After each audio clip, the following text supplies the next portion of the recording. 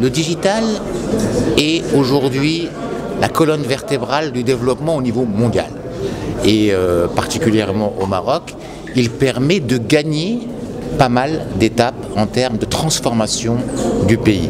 Le digital aujourd'hui est au cœur de la création de valeur ajoutée industrielle, puisque par exemple dans l'automobile, il est prévu que dans les 5 prochaines années, 50% de la valeur ajoutée automobile soit inscrite dans les applications ou dans les logiciels qui pilotent le véhicule et la sécurité des véhicules. Sur les drones, c'est 70%.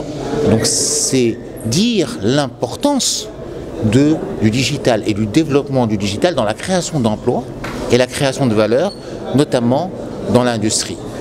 Au Maroc, nous avons des potentialités extrêmement intéressantes. D'abord, de par les compétences intrinsèques des Marocains en mathématiques qui sont au cœur du développement digital, et aussi de par l'agilité, la créativité des Marocaines et des Marocains qui font que nous avons le potentiel de nous positionner en tant que hub de développement digital dans les années à venir, et nous y travaillons pour pouvoir atteindre ces objectifs, Inch'Allah. Tout d'abord, je tiens à féliciter les organisateurs de cet événement, donc Maroc Diplomatique, M. Alaoui, Mme Mekaoui, pour cet événement très important sur la digitalisation comme levier stratégique pour le nouveau modèle de développement.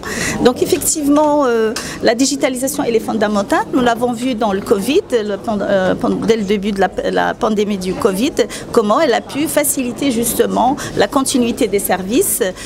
Et par rapport à votre question, donc dans le développement social, au niveau du ministère de la Solidarité et de l'Insertion sociale et de la Famille, on s'appuie sur la digitalisation, notre stratégie GISR, qui est en fait Green, Innovative, Smart, Social Regeneration, donc digital.